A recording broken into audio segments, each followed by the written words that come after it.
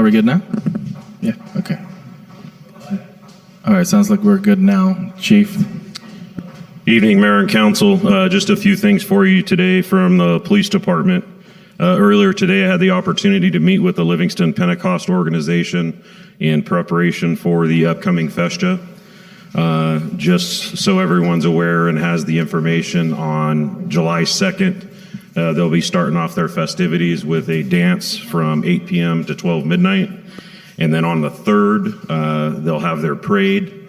And we're going to have street closures at Park and Main involving J Street, Prusso, I Street, and then back over to Main across the overpass to the Catholic Church. I'll be bringing in extra staff to make sure that that's accommodated and taken care of, and the parade participants are safe. Also on the 3rd, they're going to be having another dance from 8 p.m. to midnight. I believe there's a dinner being served at 7 p.m. that's open to the public. Also, in regards to the 4th of July, we're going to be stepping up enforcement action, so we'll be bringing in extra people for that holiday Monday to make sure that everything goes the way it's supposed to in the city.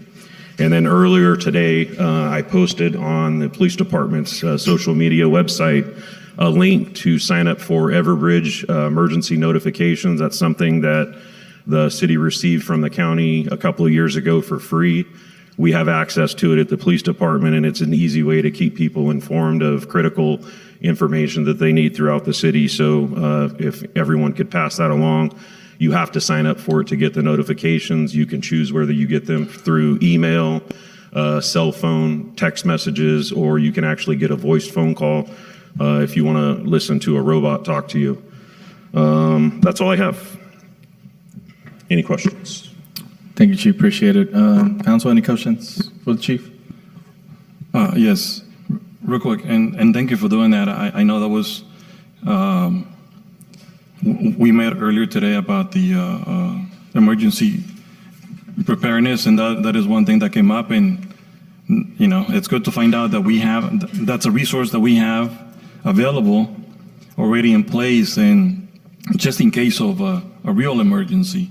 I know that other agencies, other municipalities don't have all those resources, and thankfully we're not like up in the hills, and we're a lot of other cities or towns have that high risk of fires.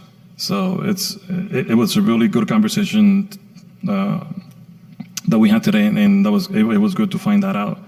One question that I had, and I appreciate you keeping us informed of and updated about the, but people keep on asking me about the shooting on Saturday night or Correct. Sunday. Yes. And I know it's very limited to what you can be able to share. Can you just give us an update? And Absolutely. So early Saturday morning, I guess most people would call it Friday night, but about 3:45 a.m. on Saturday morning, there was a shooting at the Little Boys and Gals Field at Sergeant Aguilar Park. We have leads on it. Detectives are pursuing them vigorously. We should have some resolution to it in the coming days. At this point, I can't say whether it was gang related or not. It doesn't appear to be, but it's too early to say that. But the victim in that case survived his injuries. He was airlifted to a Modesto area hospital and was released a few hours later. And that's pretty much all I can say at this point. And then going back real quick to the meeting that we had earlier on the emergency operations plan that we have, and it was constructed back in 2003. It's a good plan. It seems that there were a lot of resources and money that were put into putting it together, but it does need to be updated. And time permitting, I think it would be a good idea to meet with each one of you, because little did I know, in the event of an emergency, each one of you guys do have a role in making sure that the city continues to operate. So that's it. Just real quick. I'm sorry, I forgot to ask this question. And just for an update to the community, because, you know, so that they know that we're we're doing something about it. There's been concerns, and this is like the third time, and I just keep on forgetting sometimes to bring this up in regards to recreational vehicles or trailer homes in spaces that are not allowed. Can you give us an update on or just a brief on what is allowed and what is not? Yeah, so there's a standing city ordinance about recreational vehicles, and it basically says there's no place in the city where you can camp. And if you're living or staying in an RV, you're considered camping according to the ordinance, and we can take enforcement action there. Obviously, we would rather go the educational route rather than fine people and give them citations. So we usually give them a certain amount of time to remedy the issue before we do that. But you can't live in an RV, you can't stay in an RV. I think there's like a 3-day limit. Don't quote me on that. I want to say it's like 3 days. Like if you have visitors coming to your house from out of town, it can be parked out in front of your house for 3 days. But after that, it's considered you're living in it, you're camping. And for questions related to that, the department to call will be PD, right? I mean, Correct.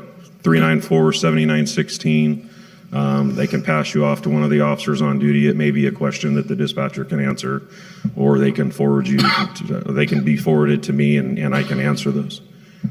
And then you keep reminding me of things that I forgot. We have National Night Out scheduled for August 2nd, so we'll be putting festivities and stuff together.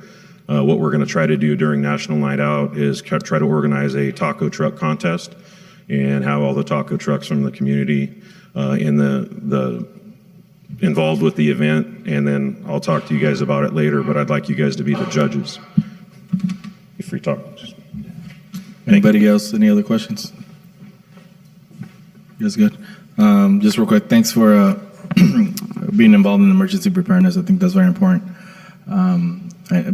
Beyond emergency preparedness, I think it's important to look at the community risk assessment and community risk reduction models. There's a fire thing. I know that fire plays a role in emergency preparedness, but looking forward to working with you in regards to updating our plans and our response and prevention as well. So I think that's pretty much it. Thank you, Chief. Appreciate it. You got it?